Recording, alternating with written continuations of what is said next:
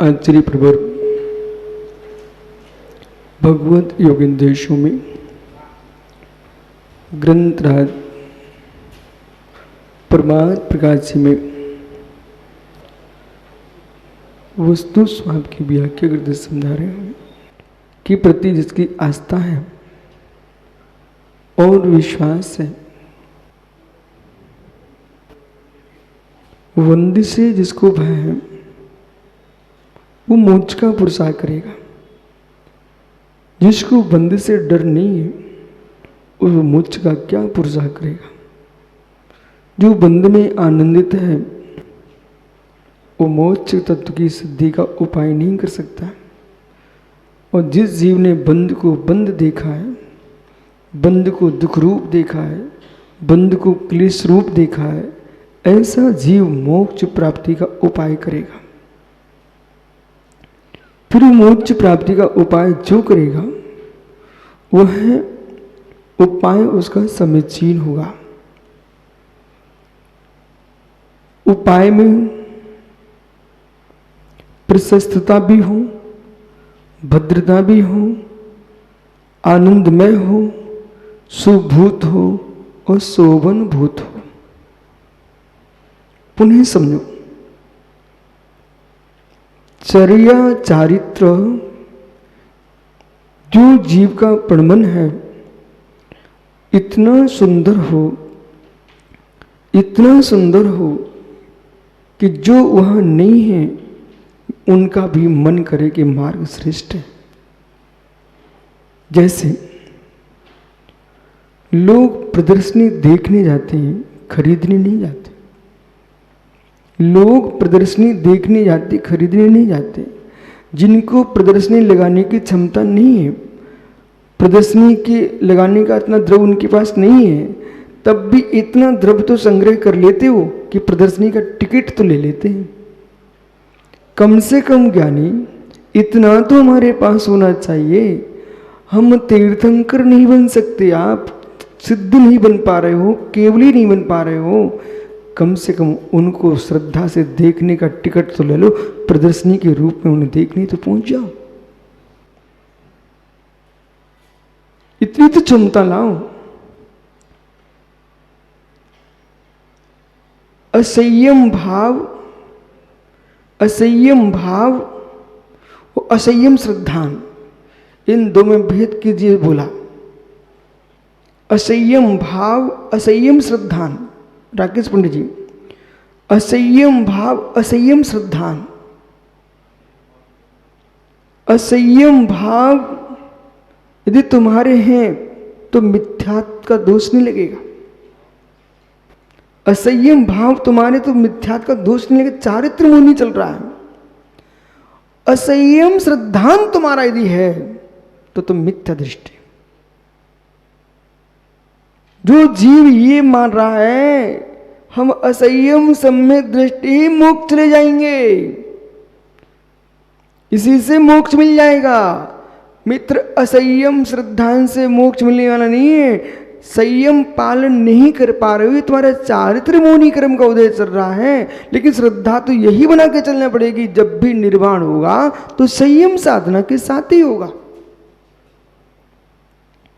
कोई जीव आज वर्तमान में निर्दोष संयम का पालन नहीं कर पा रहा है और आपके अंदर क्षमता भी नहीं है, बार बार दोष लगा रहा, बार बार दोष लगा रहा है, तब भी राकेश भाई असंयम सेवन करते हुए भी असंयम श्रद्धा नहीं रहना चाहिए। ये मेरी भूल है, ये मेरा दोष है, जो कि मेरे से दोष लग रहा है, फिर भी मेरी कमी के कारण संयम का नाश नहीं हो जाएगा। मेरी कमी है। जब भी निर्वाण होगा तो निर्दोष संयम की साधना से होगा। ऐसा जिसका श्रद्धान है मित्र, कम से कम सम्यक की हानि नहीं कर रहा है, तो जीव नियम से कभी ना कभी निर्दोष साधना करके मोक्ष जाएगा। जो अपने असंयम में संतुष्ट है, सुनिए ध्यान से।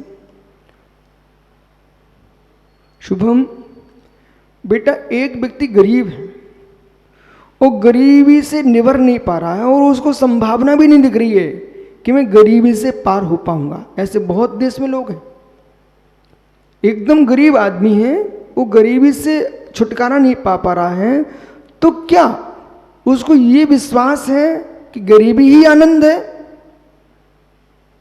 संभल के बोल रहा हूं बालक, शुभम, क्या उसको विश्वास है कि गरीबी ही आनंद है, कि उसको ये विश्वास है कि धनी होना ही अच्छा है? बोल जल्दी। गरीब रहना अच्छी बात है कि धनी होना चाहिए? बहुत बढ़िया भाऊ भीऊ, धनी होना चाहिए कि गरीब रहना चाहिए? धनी होना चाहिए। बहुत बढ़िया, संभल के बोल रहे ना, अपनी बुद्धि से बोल रहे ना, ठीक। ये छोटे छोटे बच्चे सम्मेशगर से आए, इनके मस्तिष्क में क्या बैठा है? भले आदमी गरीब हो, उसे मालूम है कि हम इस पर्याय में धनी नहीं बन पा रहे हैं, तब भी सुख तो धनी में ही है। इसी प्रकार से हे साधक, हे श्रमण, हे श्रावक, माना कि तुम चर्या के दरिद्री हो, तुम निर्दोष संयम नहीं पालन कर पा रहे हो, तुम एक बार दरिद्री हो, गरीब आदमी हो, विश्वास मानिए। साधु की संपत्ति निर्दोष संयम होता है, और निर्दोष संयम का पालन नहीं करे वो साधु गरीब है, गरीब है। लेकिन जैसे शुभम ने कहा कि गुरुजी गरीब होने पर भी उसके विश्वास है कि आनंद तो धनी होने में है, ऐसे ही तत्वज्ञानी श्रमण, तत्वज्ञानी श्रावक भले अपनी संयम की साधना में दोष लगाए बैठा हो, फिर भी उसके अंदर श्रद्धा यही होना चाहिए, संयम का निर्दोषपना ही श्रेष्ठ है। बराबर, जो निर्दोषपना संयम का वही श्रेष्ठ है। और ऐसे श्रेष्ठ संयमियों के प्रति उसे ईर्षा नहीं आना चाहिए, सम्मान का भाव आना चाहिए। श्रेष्ठ संयमियों को देख करके उस असंयम का सेवन करने वाले संयम भेषी को श्रेष्ठ संयमियों के प्रति ईर्षा भाव नहीं आना चाहिए, उसके अंदर बहुमान आना चाहिए। और जो श्रेष्ठ संयम पालन कर रहे हैं वे अश्रेष्ठ संयमियों के प्रति हीन भावना उत्पन्न ना करा करके सद्भावना उत्पन्न कराना चाहिए कि भाई आप भी श्रेष्ठ मार्ग पर चल करके मोक्ष को प्राप्त कर सकती हो। लेकिन उन्हें देख करके उनके अंदर ऐसा भाव नहीं आना चाहिए, पापी लोग हैं, क्रूर लोग हैं, ऐसे हैं, ऐसी भावना करके उन्हें मालूम क्या सोच रहे हो, पर तुम्हारे ज्ञान में जो घी बन रहा है वो तो पापी क्रूर ऐसा बन रहा है। तो मालूम चला तुम द्रव्य से संयम का पालन अच्छा करते हुए भी तुम्हारे भावों में संयम नहीं है। ये समझना चाहिए। मोक्ष मार्ग इतना सरल नहीं है। निसंग सागर जी निर्मोह, मोक्ष मार्ग इतना सरल नहीं है। सुनो भूला, जो जैसा वैसा जान लेना चाहिए, जो जैसा वैसा जान लेना चाहिए। हो सकता है जब तुमने जाना था तब तुम्हें वैसा दिख रहा था, अंतर मुहूर्त में बेटा वो अब तो उसने सुधार कर लिया, वो सुधार करके वो तो आगे जा रहा था। वो आपने 4 लोगों से बोल दिया जो जैसा वैसा कह दूंगा, तो इतने लोग तुमने एक बीत रागी साधु प्रति श्रद्धा तुड़वा दी। समझो पंडित जी, आपको मालूम ऐसी भी गाय होती हैं कि राकेश एक व्यापारी से गाय खरीद के लाए। जब गाय खरीद ले दिख रही थी सुंदर, पर दूध दे रही थी मात्र 1 लोटे भर। तो इनका जो पड़ोसी था वो चिल्ला पड़ा, बोले क्या विद्वान होकर के ठक्के आ गए हो, 1 लोटा दूध देने वाली गाय खरीद लाए 1 लाख की। पंडित जी कहते शांत, ऐसा तुम हल्ला मत करो, हमारे घर का वातावरण खराब हो जाएगा, गाय की लोग सेवा नहीं करेंगे, ये गऊ है। ठहरिए, 1 लोटा देती ना, 1 लोटा देती ना, 1 लोटा जिसके अंदर दूध है उसका दूध बढ़ाना मैं जानता हूं, पर देना चाहिए 1 लोटा। 1 लोटा है, गाय है, 1 लोटा देती ना दूध, उसका बढ़ाना मैं जानता हूं। जिसके यहां से खरीदी थी उसको क्या खिलाता था वो पंडित जी को मालूम था। वो किस वस्तु के खाने से, शास्त्रों में लिखा है क्या खाने से दूध बढ़ता है, क्या खाने से वीर बढ़ता है, ये सब शास्त्रों में लिखा है। पंडित जी ने उसके लिए खली खिलाई, अच्छी बढ़िया बरसी घास खिलाई और सुंदर सुंदर सानी बना के खिलाई, गुड़ दलिया खिलाया। दूसरे दिन से जो लोटा भर दूध देने वाली गाय थी उसके लिए बाल्टी आई दूध धोने के लिए। वो पड़ोसी को बुलाएगा, देख भाई नज़र मत लगा देना, लोटा जिसमें आता था उसे बाल्टी भर रही, देख।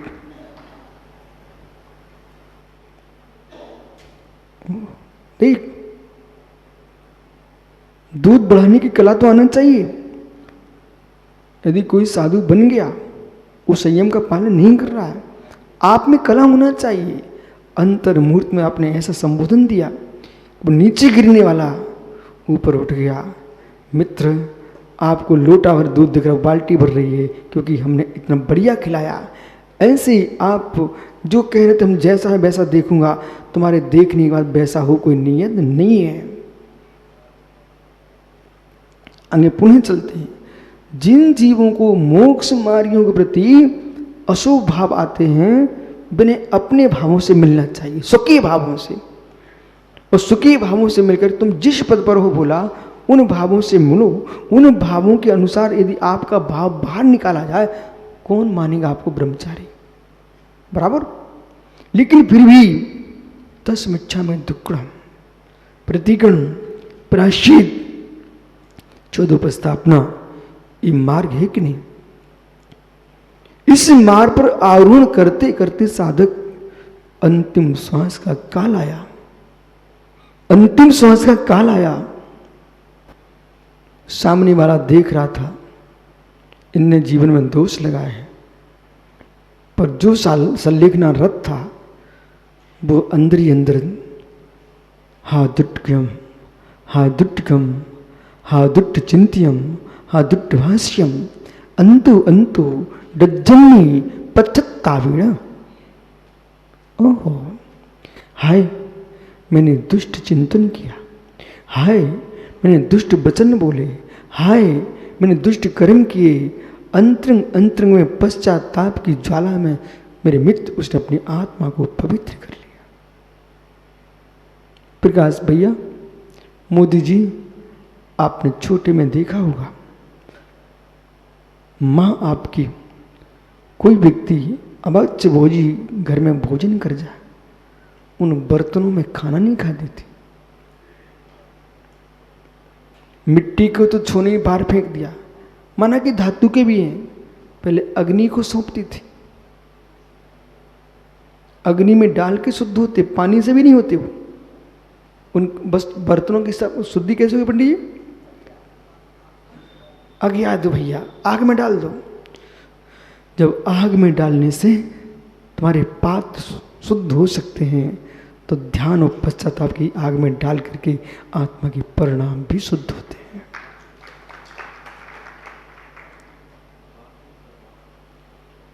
परंतु अपेत कीत्वा मायाचारी रहित होना चाहिए, किंचित भी माया परिणाम नहीं आना चाहिए। वो माया परिणाम शून्य जो भी क्रिया कर रहा है साधक मोक्ष मार्ग में है, वो नियम से मोक्ष दिलाएगी। इसलिए बिनी बालक लंबा समय है, कांस के फूलों में कितने फल आते हैं? कोई बोलेगा? कांस के फूलों में कितने फल आते हैं पंडित जी? कांस घास होती, कांस। आम जैसे फल आते हैं कि जामुन जैसे आते हैं कि नींबू जैसे, निमोरी जैसे, कोई फल आते क्या हैं? योगी मित्र, कांस के फूलों में फल कितने आते हैं? ठहरिए ध्यान से। महात्मा सुब्रत सागर जी, कांस के फूलों में कितने फल आते हैं? कांस में फूल होते हैं बहुत सुंदर, कांस में फूल होते हैं भाई योगे, फूल नहीं होते कांस में। सुनो,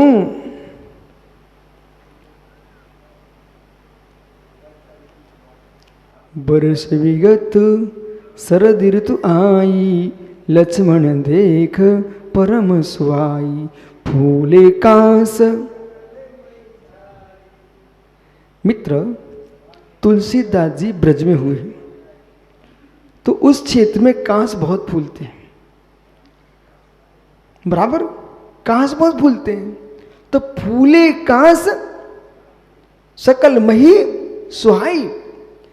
भी कांस के जब फूल सुब्रत सागर लगते ना, लंबे लंबे छोटे छोटे लंबे लंबे पतले पौधे, आप आगरा और भिंड के बीच में जब आए थे तो वहां बहुत दिख रहे थे कांस के फूल। अब की बार दिखा देंगे, ठीक है। तो कांस जो होता है, कांस जो होता है, मैं बिनी भटक मत जन्मे, आप ही की ओर लक्ष्य है। कांस का जो फूल होता है, कांस एक घास है, कांस की सीकें होती हैं, लोग झाड़ू बनाते हैं, बहुत सारी सामग्री में प्रयोग करते हैं लोक में। लेकिन कांस जो है ना, कांस घास का नाम है। उसमें जो फूल होता है वो भैया रुई जैसा होता है, एकदम श्वेत। कांस का फूल श्वेत स्वच्छ, लेकिन एक भी फल नहीं लगता भैया, एक भी फल नहीं लगता, कोई फल नहीं लगता उसमें। ऐसे महात्मा ब्रह्मचारी गणों, मुनि गणों, ज्ञानी कांस के सुंदर फूलों को देख करके ये मत सोच बैठना कि अब मैं हाथ में लिए आम के फल फेंके देता हूं, कांस के फलों को खाऊंगा, उसमें कभी फल नहीं आते।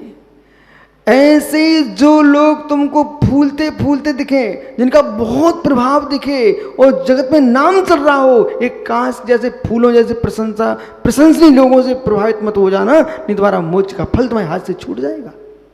93 वर्ष तक तुमको जीना बेटा, ये 93 वर्ष के बीच में महात्मा पीयूष बहुत सारे लोग मिलेंगे, आशी जैसे मिलेंगे, आत्मन जैसे मिलेंगे, बद्र कुमार जैसे मिलेंगे, भट्टारक जैसे मिलेंगे, सौरभ जैसे मिलेंगे, कुछ ऐसे भी मिलेंगे जो फूलते बहुत हैं, फल कभी नहीं लगते हैं, परंतु इनसे प्रभावित नहीं होना।